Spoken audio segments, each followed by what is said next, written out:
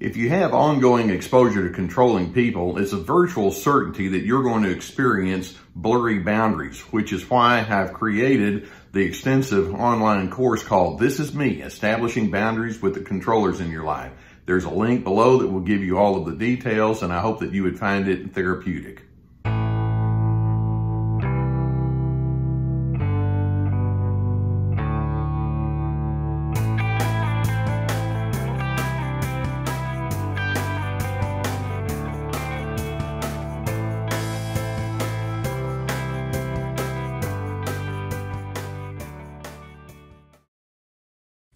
I'd be stating the obvious to say that narcissists are incredibly difficult individuals to get along with. Their whole pattern of life is built upon all sorts of illogical and inappropriate initiatives toward you.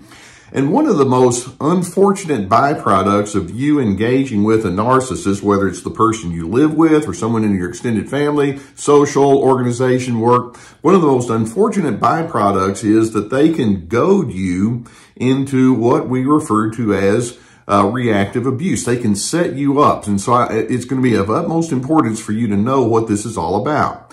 Now, to get you an idea of what we're talking about when we refer to reactive abuse, let me give you an illustration. An adult daughter is visiting the home of her mother and father. The father has a deep history of raging and ruling the home in a very tyrannical kind of way, has a bad temper, easily insults. He's had some moments in years past of pushing the line towards physical altercations. And so he and that adult daughter get into a loud argument about who knows what. He's standing just inches in front of her face and screaming at the top of his lungs. Spittle is coming out of his mouth, and she's there terrified. And as he's yelling and screaming at her, she slaps him on the face. In the meantime, another family member hears all of this commotion, calls 911. The police come and arrest her because she's the one who made physical contact. Now, that's what we refer to. That's a good illustration of what we refer to when we talk about reactive abuse. In reactive abuse, the narcissist can set up a scenario that's so awful, and they're being very abusive themselves, that it can create a sense of retaliation from you of a harsh nature toward them.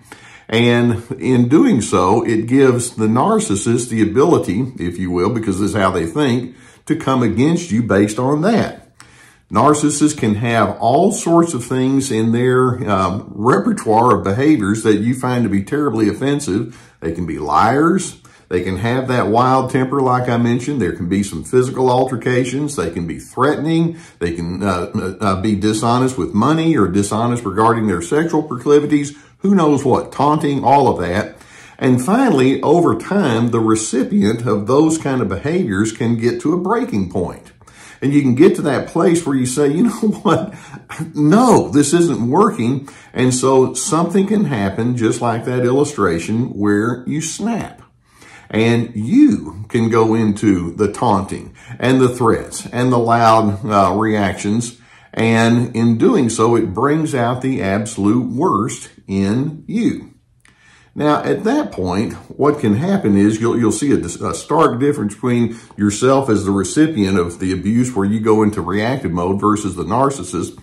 The recipient of the original abuse can then think, oh, now they have all this emotion of dread, like, oh, what have I done? What have I gotten myself into? They can have feelings of shame. I hate what has come from within myself. I hate what I'm learning about who I am. They can have a feeling of humiliation. What would people think if they found out how I act in my worst moment?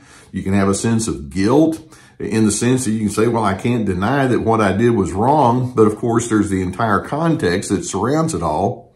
And then the narcissist, who sets the whole thing up to happen, they have a whole different set of emotion and thought. First, in their way of thinking, once you give the reaction to them and you don't respond well, then they're thinking, well, this proves exactly how crazy you are. This proves exactly how impossible you are. And so they can have the emotion of glee. It's like, oh, this is definitely going to work to my advantage. They can have a sense of gloating over you. You have no moral high ground over me, and if anybody thinks that you're that wonderful person that you purport to be, I've got some news for them, and in the end, they feel like they have an upper hand now over you. They can ridicule you. They'll tell you, you're such a loser. You think that I'm the problem, but look at you. You're the problem. You're a phony. You're a poser. You're unstable. And in the meantime, as all of this is coming down, that narcissist shows absolutely zero contrition. You're over there just agonizing. They have no humiliation. They have no honesty about who they are and how they set the whole thing up. They have an inflated sense of arrogance. It's awful. And it can be one of these things where it's like, I don't know what to do. You have been set up for reactive abuse. And it's so important for you to understand certain key thoughts or ideas about what we're dealing with here. First, when these kinds of scenarios happen, let's understand that the narcissist loves nothing more than for you to attack them. It's like, okay.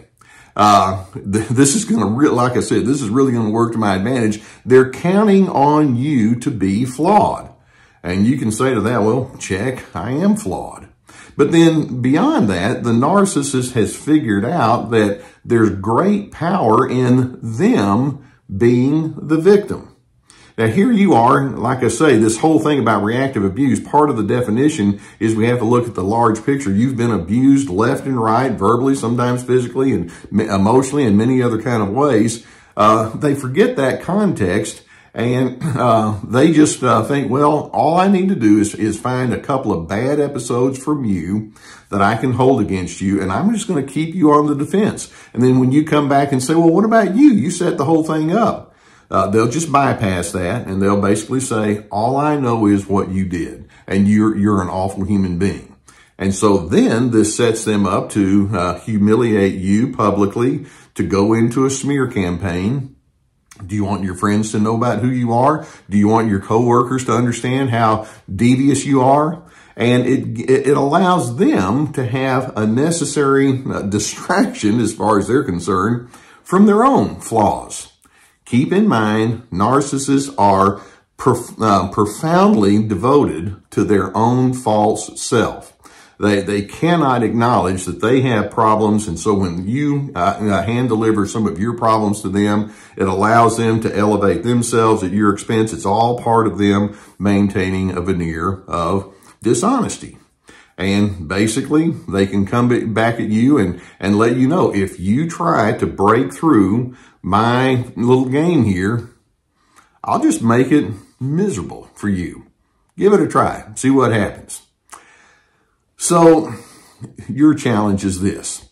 Obviously, whenever the narcissist is trying to set you up for what we refer to as this retaliation, it's referred to as reactive abuse. And I hesitate to call it that, although that's the technical term that we use. But your harsh retaliation, understand that your biggest challenge is going to be to learn how not to be reactive to their many initiatives. They're goading and jabbing you with the stick, so to speak. Trying to reason with that narcissist, particularly when something is really rotten has really happened between you and that person, it's not going to work, because they're not interested in reason. They're interested in power. They're interested in dominance over you. And so what they'll do is, if you attempt to reason, they're going to twist you around like a pretzel, and it won't work. Instead, you'll need to individualize your own truth about what you know. In other words, I know who I am. I know what I believe. I know the context of all the variables that have gone into this lousy interaction that I've had with this person. And you need to know who you are. Let's keep in mind that you're not nearly as perfect as your most wonderful event in your life, and you're not nearly as awful as your worst event in your life. You're a mixed bag. And you need to allow yourself permission to be exactly that. It's called humanity. Responding to an abusive narcissist with an ugly kind of harsh reaction is normal, because abuse is not normal. And so when I say that it's normal, it's like you don't have to apologize for feeling badly. Now, obviously, you need to make corrections if your behaviors have crossed a line. But rather than wallowing in the shame and the misery that the narcissist wants to keep you in, be descriptive.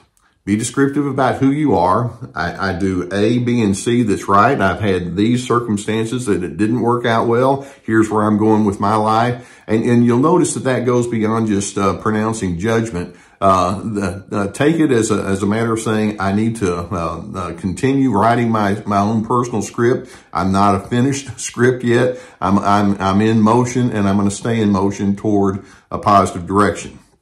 In other words, let's stay away from black and white pronouncements. And then it's going to be essential for you to be judiciously open. Now, notice my use of the word discerning. I'm hoping that you can find some people, whether it's fellow family members or close friends or coworkers or a therapist or even an attorney who can help you sift through all of this and who can give you the emotional and physical support that you need. And if the abuse is really bad, then you may need to go to a shelter or something of that nature. But let's just say you want to remind yourself it is absolutely not in your vested interest to be with someone in an ongoing way who's going to consistently bring the worst out of you. The bottom line is I'm hoping that you can be committed to your own emotional and mental healthiness, and that requires you to disassociate from very unhealthy people and associate with people who will say, I share that same commitment with you.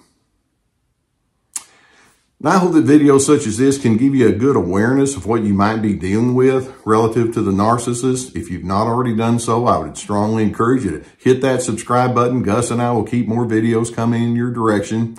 Cases like this may require you to seek therapy, and you know that I make no bones about it. I strongly encourage you to seek therapy. I'm so pleased to be sponsored by the people at BetterHelp.com. It's online therapy. It's become very popular since the beginning of COVID. It's become very popular. It's accessible, timely-wise and cost-wise. And we have a link below that can take you to the people at BetterHelp.com. You can choose from a whole team of licensed professional therapists. In addition, I do have my therapeutic courses, and you're probably familiar with those. Multiple videos per course with written materials and documents and guided questions that will take you into a direction. It's like signing up for an online class and requires some good work from you. Ready, set, connect, about having good connection skills. This is me establishing boundaries, free to be, finding yourself despite the controllers. We have my website, survivingnarcissism.tv, that has tons of articles you might want to access. In addition, we have my books, we have my podcasts, and other resources. Okay, narcissists love it when you respond really poorly. They're like I say, they're fiercely devoted to their own false front, and so they like to set you up to look like a bad person so they can ride off into the sunset like that misunderstood victim that they want to portray themselves as being. Don't buy into that and don't play into their game. In the meantime, I'm hoping you can continue to stay committed to your growth and your steadiness, and I hope that in doing so, you can position yourself to become a person, genuinely a person of peace.